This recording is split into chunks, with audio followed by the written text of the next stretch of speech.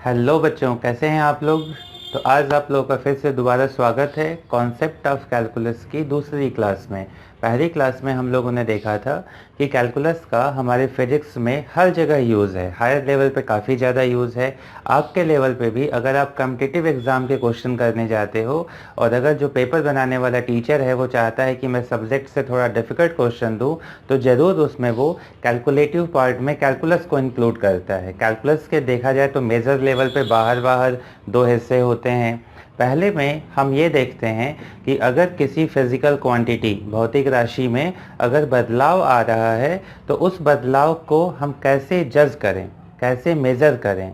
आप कहोगे बदलाव को मेज़र करना क्यों ज़रूरी है, तो मैंने बताया था कि अगर मैं बदलाव को जान जाऊं कि ये बदलाव किस तरह से हो रहा, तो इससे मैं उस क्वांटिटी के पास्ट को भी चेक कर सकता हूँ या उसका पॉसिबल फ्यूचर प्रेडिक्ट कर सकता हूँ कि वो फ्यूचर में कैसे बदलेगा। तो वो जो बदलाव हम मेज़र करते थे, चीज़ों का चेंज होना मेज़र करना, उसको हम लोग क्या कहते हैं, रेट कहते हैं। तो रेट के बारे में मैंने पिछले वीडियो में बता दिया है, आप लोग इस लिंक पे जाके उस वीडियो को देख सकते हैं, ठीक है।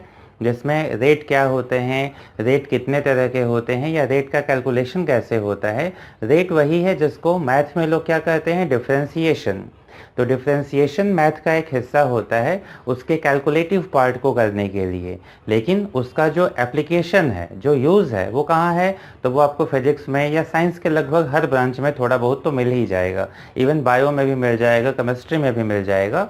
यहाँ फ़िलहाल हम लोग फिजिक्स में उसका सबसे ज़्यादा यूज़ देखते हैं। आप ये कह सकते हो ना कि अगर ये कैलकुलस वाली चीज़ ना होती तो फिर इतना ज़्यादा यूनिवर्स को समझना आसान ना हो पाया होता, क्योंकि यूनिवर्स में चीज़ें इतनी बदल रही हैं और जहाँ भी चीज़ें बदलने लगेंगी वहाँ हमें किसकी हेल्प लेनी पड़ेगी, कैलकुलस की। पहले क्या होता था कि फिजिक्स का मतलब होता था कॉन्सेप्ट को समझना। लाइक आर्किमिडीज नहा रहे थे, या जो भी उनकी बात स्टोरी हम लोग मानते हैं कि उन्होंने नहाते नहाते सोच लिया कि अब थ्रस्ट या उत्प्लावन बल ऊपर की तरफ लगता है, तो ये कॉन्सेप्ट था। कभी कभी लैब में कुछ न्यूमेरिकल वैल्यूज़ हम लोग चेक किए, लेकिन वो सारी न्यूमेरिकल वैल्यूज़ देख के चीज़ों को तभी की जाती थी।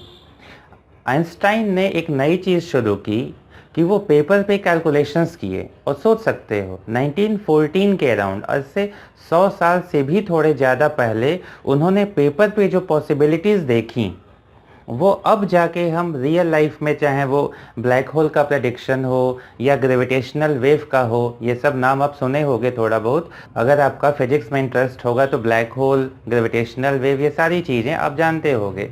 तो एक नई तरह की फिजिक्स आई क्या, कि हम सही सही कैलकुलेशंस को पेपर पे करते जा रहे हैं पॉसिबिलिटीज़ को देखते हुए।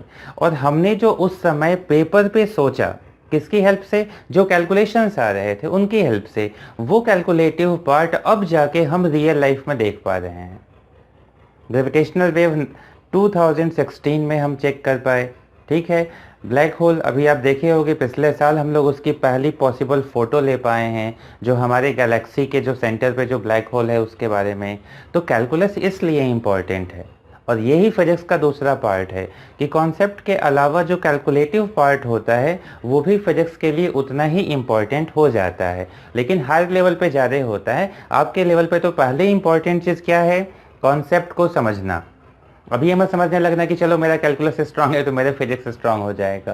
पहले फिजिक्स में कॉन्सेप्ट आएगा, कॉन्सेप्ट को पहले क्लियर करो, और जब वो कॉन्सेप्ट क्लियर हो जाएगा तब हम उसके कैलकुलेटिव पार्ट को सही सही कर सकते हैं, वरना वहाँ से नेगेटिव मार्किंग लेके चले आओगे अगर कॉन्सेप्ट गलत होगा तो फिलहाल हम लोग अब उस कैलकुलस के कॉन्सेप्ट को मैं आपको समझाने की कोशिश कर रहा कि भले ये मैथ का पार्ट है, लेकिन ये ऐसी वीडियो आपको ज़्यादा मिलेगी नहीं कहीं पे, लेकिन मैंने खुद से कोशिश की है कि मैं उसको कॉन्सेप्ट के बेसिस पे आपको समझा पाऊँ, राइट। तो इसका रेट वाला पार्ट पिछली क्लास में आप जाके पढ़ लेना। आज मैं आपको पढ़ाने वाला हूँ दूसरा पार्ट, जो मैथ में आता है किस नाम से, इंटीग्रेशन के नाम से। रेट किस नाम से होता है, डिफरेंशिएशन। दूसरे में हम चीज़ों को इकट्ठा करने के बारे में जानना चाहते हैं। देखो दो ही पॉसिबिलिटीज़ है, पहला ये कोई फिजिकल क्वांटिटी है, ये क्वांटिटी चेंज हो रही, तो इसके चेंज को हमें जानना है कि ये कैसे बदल रहा, कितना बदल रहा। तो इसके बदलाव को जो हम जानते हैं उस बदलाव को ही हम क्या कहते हैं, तो वो बदलाव था रेट। जिसके बारे में आप कहाँ पढ़ोगे, फर्स्ट क्लास। ठीक है, तो ये हो चुका है। आज हमारी कौन सी क्लास है, तो ये सेकंड क्लास है। सेकंड क्लास में हम किसके बारे में पढ़ेंगे, इंटीग्रेशन के बारे में। इंटीग्रेशन क्या है फिजिक्स के हिसाब से देखा जाए तो देखो चीज़ें कितनी इकट्ठा हुई, कितनी एक्यूमुलेट हुई, कितनी कलेक्ट हुई। यहाँ पे कलेक्टेड भी लिख सकते हो कि क्या एक्यूमुलेशन, कितना कुछ इकट्ठा हुआ, हाउ मच एक्यूमुलेटेड या हाउ मच कलेक्टेड। बटोर रहे हो, आपके गुल्लक में कितना पैसा इकट्ठा हो रहा। किसी को हर मंथ की फर्स्ट डेट को सैलरी मिलती है 60K, तो अभी 5 महीने बीत चुके हैं, 1 जनवरी, 1 फरवरी, 1 मार्च, 1 अप्रैल, 1 मई, 1 जून आने वाला है, तो वो 6 मंथ में उसको कितनी सैलरी मिली, राइट। ऐसे चीज़ों को जो इकट्ठा हो रहा उसको हमें जानना हो तो ये चीज़ ना हम लोग कर सकते हो 200 या 300 BC, यानी कि आज से लगभग 23-24 साल पहले से इसको कैलकुलेट करना हमने शुरू कर दिया था। लेकिन इसमें धीरे धीरे चीज़ें डिफ़िकल्ट होती गई। कैसे डिफ़िकल्ट होती गई उसको देखो। पहले मैं आपसे कहूँ कि एक आदमी की सैलरी 60,000 60,000 रुपये है। बताओ 1 जून तक, ये जनवरी है ये जून है, 1 जून तक वो कितना इनकम कर लेगा। तो आप क्या करोगे, ये फिक्स अमाउंट है 60K, कितने मंथ तक गए, 6 मंथ तक, तो 60K इंटू 6 कितना होगा, 360,000, यानी 3,60,000। यही आया कि 3,60,000 वो 6 महीने में आदमी अपनी कमाई किया होगा। हमने सीधे मल्टीप्लाई किया, मिल गया। इस ब्लॉक पे फोर्स लग रहे थे, एक फोर्स 5 न्यूटन का, एक फोर्स 10 न्यूटन का, दोनों के डायरेक्शन सेम है। कुल फोर्स बताओ। यहाँ क्या कर रहे हो, चीज़ें हैं उनको जोड़ रहे हो, उनको इकट्ठा कर रहे हो। तो 5 + 10 कितना हो गया, 15 न्यूटन। इजी है। अब इससे जब हम आगे बढ़े तो हमें उन चीज़ों को इकट्ठा करने की ज़रूरत महसूस हुई जो लगातार हो रही थी। तो आप कहोगे सर ये लगातार नहीं था क्या, तो क्या इसको हम हर दिन सैलरी दे रहे थे, नहीं ना। ये सैलरी हर महीने की फर्स्ट डेट को मिल रही थी। आपको पॉकेट मनी हर मंडे को मिलती होगी या मिल सकती है, जब जो जिसके पेरेंट्स देते हो। तो इस तरह से जैसे मैं जनवरी में पढ़ता था तो वहाँ गार्जियन डेट होता था, गार्जियन मंथ में एक बार मिलने आते थे। तो जिस दिन वो मिलने आते थे, मे भी सेकेंड सैटरडे को आते थे, तो सेकेंड सैटरडे को आते थे तो उसी दिन हम लोग को पॉकेट मनी मिलती थी। तो वो हमें मंथली मिल रही है, किसी को वीकली मिलती होगी, किसी को पर डे स्कूल जाते हुए मिलती होगी। तो ये नहीं कहेगा ना कि सबको लगातार मिल रही, राइट। तो ये चीज़ें अलग अलग हो रही हैं। तो मैं आपसे पूछूं कि कितनी सैलरी मिली, आप मुझसे पूछोगे कितने मंथ हुए, और उतने मंथ के नंबर से मल्टीप्लाई कर दोगे। मैं पूछूंगा नेट फोर्स बताओ, आप सारे फोर्सेस का सम कर दोगे। ये लगातार नहीं हो रहे हैं। लगातार क्या है, तो लगातार समझो, ये 2 दोस्त थे ए और बी। मान लो इनमें ब्रेकअप हो गया है और बी अब आगे मूव ऑन कर रहा है, कितने से, 10 मीटर पर सेकेंड से।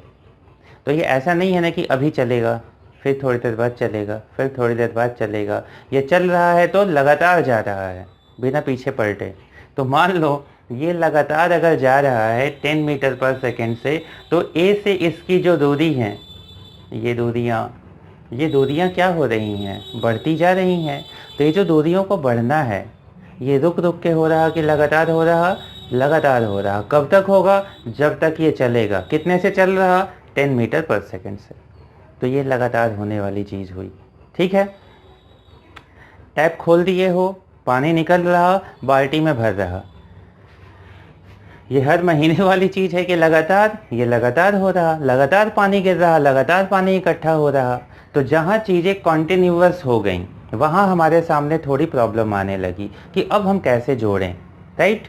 तो इसको ये सोचा गया कि अगर हम इसको ग्राफ में दिखाएं, जैसे इसको मैं अलग अलग दिन दिखाया हूँ, तो इसको जब हम दिखाएंगे तो हम कहेंगे कि टाइम तो पूरा का पूरा ले लो। क्यों टाइम पूरा ले लो, क्योंकि हर टाइम पे हो रहा, सही बात है। तो इसको मान लो तीसरी लगातार चीज़ का मैं आपको एग्जांपल बताता हूँ, मोबाइल डेटा, जो आपके हर किसी के मोबाइल में है। और आजकल आप लोग को उसको ज़्यादा थोड़ा मैनेज भी करना पड़ रहा है कि पबजी भी खेल लें, पढ़ भी लें, सारा काम हो जाए। दिक्कत मैं समझ सकता हूँ आप लोगों की। चलो, तो मान लेते हैं कि किसी रूरल इलाके में हो और वहाँ जो डेटा स्पीड है वो 100 kbps है। तो ये 100 kbps क्या है, 100 किलोबाइट्स पर सेकेंड क्या है, ये रेट है, जो आप पिछली क्लास में पढ़ चुके हो। इस रेट से डेटा के रूप में पबजी का गेम हो, वीडियो हो, गाने हो, जो हो, ये आपके मोबाइल में लगातार आ रहे हैं और आके आपके मेमोरी कार्ड में इकट्ठा हो रहे हैं। तो उसमें किस में इकट्ठा होंगे? उसमें केबी में होंगे, एमबी में होंगे, जीबी में होंगे, राइट। तो जो इकट्ठा हो रहा वो हमें जानना है। और यहाँ चीज़ डेटा रुक रुक के आ रहा कि लगातार, तो मान लो ये डेटा क्या है, लगातार आ रहा और अच्छे नेटवर्क में या एक फिक्स नेटवर्क में हो और 100 kbps की फिक्स स्पीड है, न बढ़ रही न कम हो रही, और इतने से लगातार डेटा आ रहा। तो मैं अगर आपसे पूछूं कि पर सेकेंड स्पीड है 100 kbps की, तो बताओ 1 घंटे में कितना डेटा आया होगा। तो इसको आप ग्राफ नहीं, आप नॉर्मल कॉपी पेन पे सोचने लगे कि अच्छा 100 kbps का मतलब क्या है कि 1 सेकेंड में कितना आ रहा, 100 kb। मुझे कितनी देर में निकालना है, 1 आवर। 1 आवर मतलब क्या हुआ, तो ये हुआ 3600 सेकेंड। तो 1 सेकेंड में आ रहा था 100 kb, तो इतने सेकेंड में कितना आएगा, तो इसमें 100 से मल्टीप्लाई कर लो। मल्टीप्लाई करेंगे तो ये होगा 3600 के बाद और 00। इतना क्या, किलोबाइट।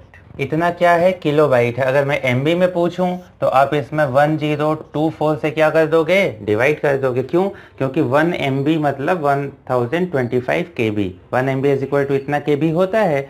तो अगर हमें MB में चाहिए होगा, ये क्या है, KB है। और अगर इतना ले लिए हो तो ये किस में आएगा, इतने MB डेटा आपके पास आ गया है। कितनी देर में, 1 घंटे में। ये हमने पेन पे कैलकुलेट किया। जब हम कैलकुलेट किए तो हमने एक चीज़ नोटिस की कि अगर इस टाइम को मैं सेकेंड में ही ले लूं तो ये जो पूरी लेंथ है इसको हम 1 आवर या 3600 सेकेंड कहेंगे। और अगर इस एक्सेस पे मैं डेटा दिखा दूं तो डेटा की जो स्पीड है वो 100 KB पर सेकेंड है। अब यहीं से चीज़ों को पकड़ना शुरू करो कि पहले हम क्या करते थे, तो 60,000 की सैलरी इंटू 6 मंथ, अलग अलग है, प्लस प्लस प्लस करके जोड़ दिए। जब चीज़ लगातार हो रही थी तो लगातार होने में हमने यहाँ तो दोनों को मल्टीप्लाई कर लिया। क्या कि 1 आवर का मतलब है इतना सेकेंड और डेटा स्पीड है 100, तो 3600 इंटू 100 3,60,000। अब मैं इसको ग्राफ में समझने लगा तो मैं ये कहूँ, यहाँ देखिएगा डेटा स्पीड फिक्स है, कितनी, 100। हर सेकेंड आप सेकेंड पे आगे जा रहे हो, 0, 1 second, 2 second, 1 minute, 2 minute, 5 minute, 10 minute, 30 minute, 55 minute, 59 minute, 1 our.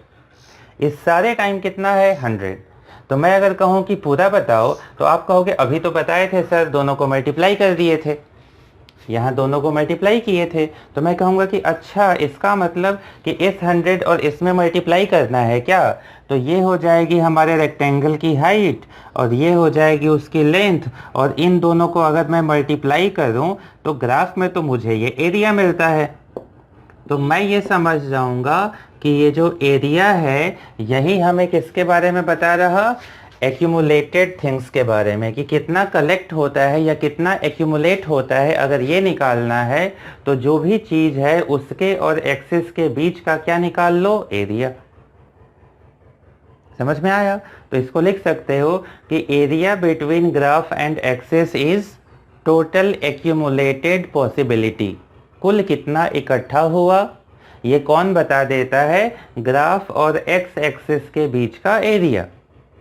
ये हमें समझ में आया। अभी मैं आपको कई 100 साल पहले की चीज़ें बता रहा हूँ, जब लोगों ने पहली बार ये जाना होगा कि जिसको आप यहाँ मल्टीप्लाई कर रहे हो उसको मैं एक आयत या रेक्टेंगल की दोनों साइड कह के भी तो मल्टीप्लाई कर सकता हूँ। और अगर यहाँ मल्टीप्लाई करूँ तो ये क्या बता रहा, उस रेक्टेंगल का एरिया। यानी एरिया क्या बताता है कि वो चीज़ कितनी इकट्ठी हुई। इतना पकड़ लीजिए। अब आगे चलते हैं। अब ये जो हमने अभी अभी एक नया थॉट सोचा है कि हमें एरिया भी इकट्ठा हुई चीज़ों के बारे में बताता है, इसको हम चेक करने की कोशिश किए और चेक करने के लिए वापस गए इन दोनों के पास। तो ये जो बी था ये अभी भी चले जा रहा है, ज़्यादा ही नाराज़ है आज बेचारा। और कितने से जा रहा, 10 मीटर पर सेकेंड से। तो अगर मैं आपसे पूछूं कि ये 12 सेकेंड में कितना दूर जाएगा, तो आप पहले यहाँ कैलकुलेट करोगे कि इसकी स्पीड या चाल है 10 मीटर पर सेकेंड और सर कितनी देर में पूछे हैं 12 सेकेंड में। तो हम जानते हैं डिस्टेंस क्या होता है, तो ये हो जाता है स्पीड इनटू टाइम।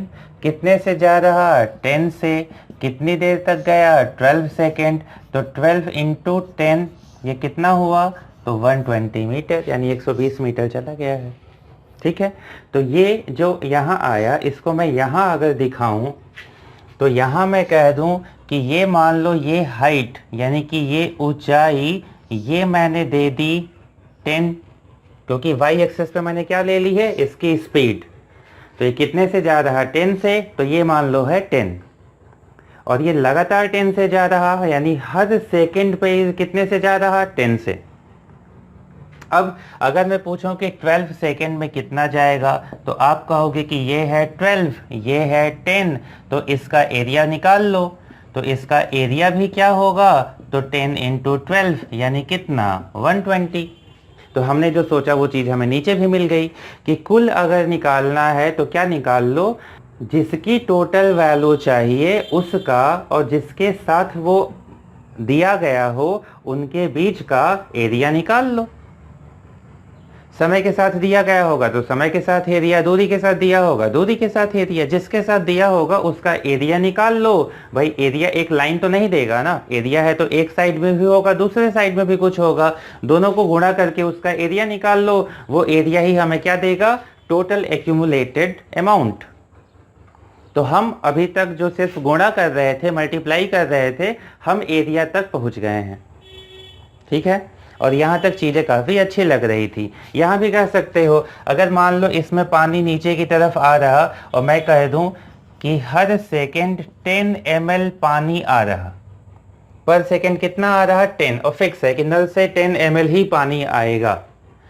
तो मैं अगर पूछूं कि 10 मिनट में इस बाल्टी में कितना पानी इकट्ठा होगा तो क्या आप निकाल नहीं लोगे, आप कहोगे पर सेकंड कितना है 10 ml, कितना टाइम दिया है 10 मिनट। तो ये जो 10 ml था इसमें 10 मिनट यानी क्या होगा 10 इंटू, ये सेकंड में था तो सेकंड में कर दिए तो इंटू 60, ये पूरा आ गया। ये टाइम ये उसकी वैल्यू, दोनों को मल्टीप्लाई किए हमें बाल्टी का पानी मिल जाए। तो अब हम गुणा करके या एरिया निकाल के चीज़ों को जोड़ लेते थे या जो चीज़ों के बारे में पता कर लेते थे। यहाँ तक क्लियर। अब एंट्री होती है विलेन की, और विलेन क्या था, तो हमारी कहानी का विलेन ये हीरो हीरोइन नहीं थे। हमारी कहानी जो फिलिस की कहानी है उसका विलेन था चीज़ों का बदलना। अभी तक सिर्फ कॉन्टिन्यूअस था यानी कि लगातार था, अब इस कॉन्टिन्यूअस में एक और चीज़ भी जुड़ गया, क्या, चेंज। वही चेंज जो पिछले क्लास में था। चीज़ कांस्टेंट नहीं है, बदल रही है। आप टैप को खोलना शुरू किए, पहले एक बूंद पानी गिरी, फिर पानी की स्पीड बढ़ी, फिर और बढ़ी, अमाउंट बढ़ा और पानी तेजी से गिरा। बंद कर रहे हो तो धीरे धीरे बंद हो रहा। फैन चलाते हो पहले धीरे धीरे चलता है, फिर उसकी स्पीड बढ़ती जाती है। डेटा की स्पीड भी देखोगे तो क्या कोई ऐसा मोबाइल, इतना तो मुकेश अंबानी भी नहीं कर पाए हैं कि एक फिक्स स्पीड से डेटा आए। डेटा स्पीड कभी 100, कभी 200, कभी 600, कभी 300, कभी 800, ऐसे लगातार क्या होती रहती है, चेंज। तो अब जब ये बदलने लगेगा, ये स्पीड बदलने लगेगी, ये कभी धीरे चल रहा कभी तेज चल रहा, अगर ऐसा कुछ होने लगे तो हम कैसे एरिया निकालेंगे, क्योंकि तब तो ये रेक्टेंगल नहीं बनेगा ना। क्या आपको लग रहा है कि अभी भी रेक्टेंगल बनेगा? अब सोचिए, मैं इसको मिटा के फिर से दिखाता हूँ। अब बताओ अगर मैं कह दूँ कि ये वाली जो स्पीड थी ये 100 थी kbps में, kb पर सेकेंड में, ये टाइम लगातार बढ़ता जा रहा है सेकेंड में। अब बताओ 6 मिनट में कितना डेटा इकट्ठा हुआ, तो 0 से शुरू करोगे, 6 मिनट तक जाना होगा। तो यहाँ 6 मिनट तक सोचोगे कि यहाँ पे एक लाइन ड्रॉ करके और हम इस रेक्टेंगल का जैसे पहले निकालते थे वैसे एरिया निकाल लें। लेकिन क्या ये अभी रेक्टेंगल है? अब तो ये बदलने लगा। और जब ये बदलने लगेगा तो हम पहले तो एक बढ़िया सा रेक्टेंगल बना के उसका एरिया ले लेते थे, लेकिन अब तो आपको यही चाहिए। आपने क्या ऊपर लिखा था कि हमें जो चीज़ दी गई थी उसके और एक्सिस के बीच का एरिया लेना था। तो पहले रेक्टेंगल बन रहा था, सीधे लंबाई गुणे चौड़ाई, हाइट इनटू लेंथ, ये कर ले रहे थे। अब क्या करोगे, अब तो ये बदल गया, इसका एरिया कैसे निकालें? तो ये परेशानी काफ़ी सालों तक रही और इसका हमें कुछ सीधा रिजल्ट नहीं मिलता था। तो इसमें एक काम चलाऊ प्रोसेस लोगों ने क्या सोच ली थी वो आप देखो। वो काम चलाऊ प्रोसेस ये थी कि मान लो ये बदलाव हो रहा, ये हमारी क्या है, तो ये मान लो कोई फिजिकल क्वांटिटी है y जो टाइम के साथ बदल रही थी। अलग अलग टाइम पे ये डेटा हो सकता है, ये गिरने वाले पानी की स्पीड हो सकती है, राइट, ये जो आदमी जा रहा था उसकी स्पीड हो सकती है, जो भी चीज़ है वो बदल रही है। मैंने बताया ना, विलेन है बदलना। तो ये ऐसे बदल रहा अलग अलग टाइम पे। इसकी जो y मतलब क्या होता है, ये हाइट। तो अलग अलग टाइम पे हमारे जो y की वैल्यू है, ये वैल्यू क्या है, अलग अलग। अब मैं आपसे कह दूं कि हमें इस t इनिशियल से t फाइनल के बीच टोटल वैल्यू बताओ। तो y तो बदल रहा था, तो अगर टोटल वैल्यू निकालनी हो तो आप ये चीज़ जानते हो कि टोटल वैल्यू क्या होता है, इस ग्राफ और एक्सिस के बीच का एरिया। तो आप इतना तो बता दोगे कि जो ये एरिया आएगा ना, ये एरिया ही हमारी टोटल वैल्यू होगी। इतना हमें अपने पूर्वजों से समझ में आ चुका था। रेक्टेंगल में हम आसानी से निकाल लेते थे। तो किसी ने कहा कि अगर जहाँ से शुरू हुआ था वहाँ वाला मान ले लो, भाई y तो लगातार बदल रहा है, तो जिस समय से तुमने शुरू किया है वहां पे जो y का मान है वो ले लो और उसी को लेके सीधे सामने जाके और ये एक रेक्टेंगल बना लो। और अगर मैं आपसे कह दूं, इसको मैं लिख लेता हूं y इनिशियल, क्योंकि y भी तो बदल रहा, तो y इनिशियल। तो अगर मैं कह दूं कि ये एरिया बताओ, तो आप कह दोगे कि ऊंचाई कितनी है yi और टाइम कितना लगा, तो यहाँ से यहाँ कितना लगा होगा, t final minus t initial. इतना क्लियर है? तो मैं कहूँ टोटल वैल्यू, तो आप कह दोगे कि yi में गुणा कर दो किससे, t फाइनल माइनस ti से। यानी लिख सकते हो yi गुणे, ये जानते हो फाइनल माइनस इनिशियल को हम क्या कहते हैं, डेल्टा t। ये पिछली क्लास में बता चुका हूँ, तो आप वहाँ से पढ़ के आओगे ना तो ये ज़्यादा चीज़ें और क्लियर होंगी। तो अगर आप पहला दूसरा वीडियो नहीं पढ़े हो डिफरेंशिएशन या रेट वाला, तो वो पढ़ लीजिए, पढ़ के यहाँ पे आओ और ज़्यादा चीज़ें अच्छे से क्लियर होंगी, क्योंकि ये रेट के बाद की ही कहानी है। हम लोग बस वहाँ पहुँचने ही वाले हैं। मैंने बताया था कि देखो, रेट और इंटीग्रेशन ये जुड़वा भाई थे, लेकिन ये जुड़वा हैं ये हमें बहुत बाद में पता चला, ठीक है। तो वही चीज़ हमें देखना है। तो हमने एक हाइट ले ली। क्यों एक ही हाइट ली? क्योंकि हाइट परेशान कर रही थी, ये लगातार बदलती जा रही थी। तो एक हाइट लिए और उस हाइट में टोटल जो दूसरी लंबाई थी उस लंबाई से मल्टीप्लाई कर दिए कि ये एरिया तो कंफर्म है। इसके साथ ही साथ कुछ ये हिस्सा भी है।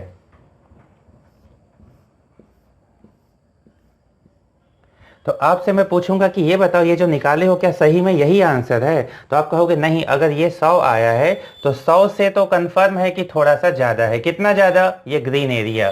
तो आप कह सकते हो टोटल वैल्यू क्या है, तो ये प्लस ग्रीन एरिया। यहाँ मेरे लिए ग्रीन है, आप उसको शेडेड, ऐसे इसको क्लियर रखना है इसको, तो आप शेडेड कह सकते हो कि ये कौन सा एरिया है, शेडेड, जिसको मैंने ऐसे शेडिंग कर दी है। ये इसकी शेडिंग कर दिए हो कि ये और प्लस ये मिला के ही क्या होगा, टोटल वैल्यू। क्योंकि टोटल वैल्यू क्या होती है, तो जो y दिया होता है उसके और x एक्सिस के बीच का टोटल एरिया, ये हम रेक्टेंगल में निकाल लेते हैं। यहाँ क्यों नहीं निकाल पा रहे? क्योंकि इसका एरिया निकालने का कोई फार्मूला अभी तक हमें पता नहीं है। ये मैं पहले की बातें बता रहा हूँ आपको। तो यहाँ तक हम पहुँच गए थे। न्यूटन वगैरह के टाइम पे जब वो लोग कैलकुलेशंस कर रहे थे तो उन्होंने थोड़ा सा इसमें चेंज करने का सोचा।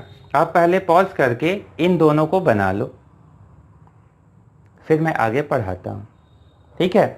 ये दोनों बन गए। अब देखो, सेम एरिया को निकालने के लिए न्यूटन ने ये सोचा, यहाँ था टी एफ, ये था वाई आई, ये है वाई, और ये जो था ये वो एक बार में ले रहे थे, तो हमें एक रेक्टेंगल मिल रहा था। उन्होंने ये सोचा, या और भी एक दो साइंटिस्ट लोग काम कर रहे थे उन्हीं के पैरेलल में, उन लोगों ने ये कहा कि ये जो हम एक बार में रेक्टेंगल ले रहे और इतना छूट रहा, हमें भी पता है कि हम इसको नहीं निकाल पा रहे और इसको अलग से लिख दे रहे हैं। इसको अगर मैं दो हिस्से में डिवाइड कर दूं, ध्यान से देखिए इस चीज़ को, और मैं ये कह दूं कि यहाँ वाले का मान y1 है और इस दूसरे वाले का मान y2 है। ये डायग्राम आप इतना पहले बना लो, ये y1 है और ये y2 है। इसमें तो बस एक था शुरुआत वाले लिए, ये लास्ट का भी था, और लास्ट वाले को हम क्या कहते होंगे, हम y फाइनल कह सकते हैं, लेकिन वहां तक हमें जाना ही नहीं था। हम ये बस सामने गए, रेक्टेंगल लिए, तो उस रेक्टेंगल या आयत की हाइट कितनी थी, yi थी। तो यही yi जो शुरुआत वाली थी वो हमने दो बार ली, एक y1 और एक कुछ दूर जाके y2। अब पहली बार मैं यहां से जाके यहां जाऊंगा और इस वाले रेक्टेंगल का एरिया लूंगा। तो ये जो मुझे अब टाइम लेना है ना, पूरा नहीं जाना है, अब मुझे बस इतना ही टाइम जाना है, और इस टाइम को मान लो मैं कह दूं डेल्टा टी वन। वन क्यों कहा भाई, ये तो सीधे डेल्टा टी होता था, तो जब ये डेल्टा टी था तो वहाँ वन क्यों लगाए, तो वन इसलिए लगाए कि जब मैं इसमें जाऊंगा, क्योंकि हमें पूरा चाहिए था ना, तो जब इसमें जाओगे तो ये वाले टाइम को भी कुछ मानना पड़ेगा, तो ये वन माने हैं तो इसको टू मान लेंगे। ये जो है ये क्या हो गया, ये डेल्टा T2 हो गया। तो पहले वाले का टाइम डेल्टा T1, दूसरे वाले का टाइम, ये एरो हटा देता हूँ कंफ्यूज करेगा, ऐसे लिख लो, दूसरे वाले का टाइम डेल्टा T2। अब दूसरे वाले का एरिया निकालना हो तो एरिया निकालने में क्या कहते थे, दोनों लाइन में पहले वाले लाइन से ही सीधे जाते थे। तो मैं कहूँगा कि इस वाले में इसकी पहली लाइन तो ये हो गई, तो यहाँ से मैं सीधे यहाँ जाऊं और ये जो रेक्टेंगल बने मैं इसका एरिया निकाल लूं। यानी पहले जो एक बार में काम किए थे वो इसमें दो बार में कर रहे हो। और ध्यान है आपको ना, ये पूरी हाइट कितनी है, y2, ये पूरी हाइट क्या है, y1। तो अब मैं वापस ये टोटल वैल्यू आपसे पूछ रहा, आप जानते हो टोटल वैल्यू मतलब ये पूरा एरिया हमें चाहिए। इसमें अब कौन कौन सा एरिया आप निकाल ले रहे हैं, तो पहला ये वाला 1, ये 1 एरिया क्या होगा, तो इसकी हाइट है y1 और लंबाई है डेल्टा T1, तो क्या लिखोगे, y1 into delta T1 plus दूसरे वाले का हाइट है y2, ये है डेल्टा T2, तो y2 इंटू डेल्टा T2। समझ में आया, क्या ये हमें पूरा एरिया मिल चुका है। आप कहोगे नहीं सर, इसमें भी कुछ हिस्सा तो छूट ही रहा।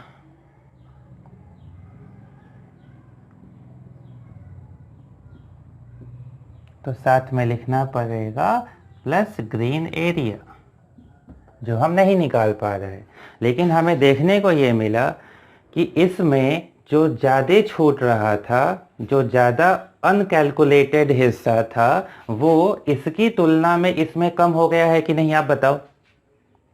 इसमें ज़्यादा छोटा, उसमें कम छोटा, इसमें ज़्यादा छोटा है और इसमें क्या है, कम छोटा है। ग्रीन वाला एरिया यही देखना है ना, ये भी ग्रीन एरिया था, ये भी ग्रीन, ये आर है, ये एरिया है, तो इसका ग्रीन एरिया ज़्यादा है। ग्रीन एरिया हम कैलकुलेट नहीं कर पा रहे हैं, हम बस रेक्टेंगल कैलकुलेट करना जानते हैं अभी तक, तो हम इसको कैलकुलेट नहीं कर पाते थे, तो इसको साइड में लिख दिए। लेकिन अब क्या हमें पता चल चुका है एक नई चीज़, कि एक की जगह अगर दो टुकड़े में डिवाइड किए हो तो ग्रीन वाला जो हिस्सा है वो कम हो गया है।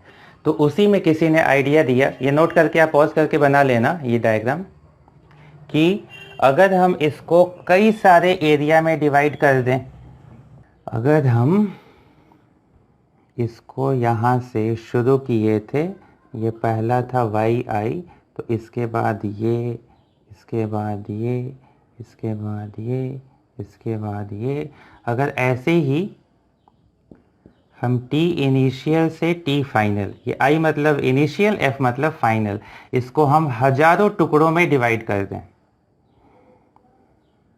बराबर बराबर लंबाई के, और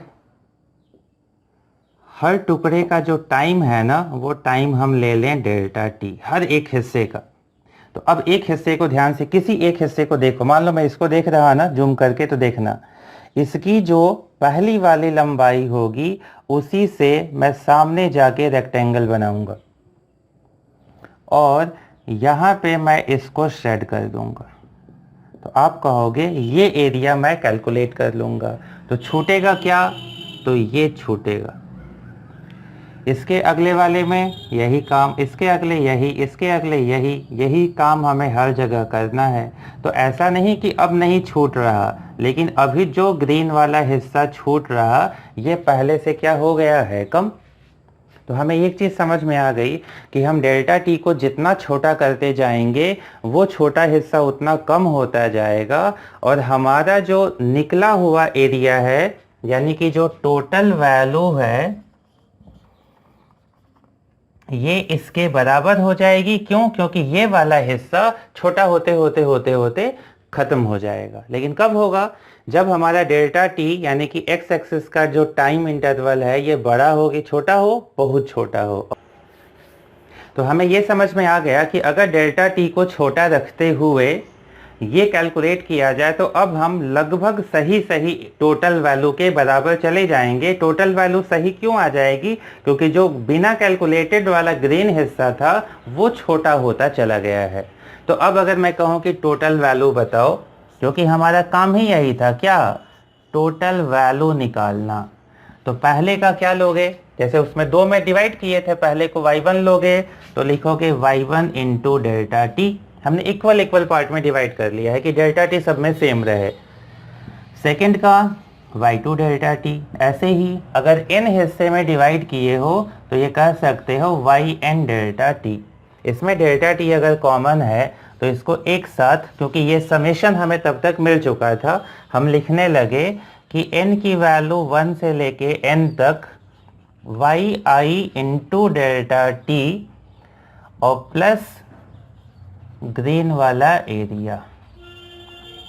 ये ग्रीन एरिया हमारा अभी भी पीछा नहीं छोड़ रहा, लेकिन ये काफ़ी कम हो चुका है। ये हमें तो साक्षात सामने दिख रहा है कि अब ग्रीन वाला पहले इतना बड़ा नहीं है, ये काफ़ी छोटे हो चुके हैं। क्लियर है? अब अगर मैं कहूँ कि वो जितना है और छोटा हो, बिल्कुल नेग्लिजिबल करना है, तो अगर इसको बिल्कुल निगलेक्ट करना था तो हम या तो ये कह देंगे कि इनको इनफाइनाइट कर दे, यानी इनफाइनाइट टुकड़ों में बांट दो जितना छोटा हो सकता है, या इसी को दूसरी तरह कह सकते हो कि delta t tends to zero कर दो। इसको जीरो करने का मतलब हम बहुत ही छोटा, ये जितना छोटा किए हैं ना और छोटा, इसके बीच में 1 लाख टुकड़े कर दो, बाल के बराबर इतने पतले पतले कर दो कि ये इतना छोटा हो जाए कि वो नाम मात्र का रहे। तो अगर ये नाम मात्र का होगा तो हम इसको नेग्लेक्ट कर देंगे, और अगर ये नाम मात्र का हो गया तो जो यहाँ आएगा कैलकुलेशन वो हमें क्या दे देगा? टोटल एरिया या टोटल वैल्यू।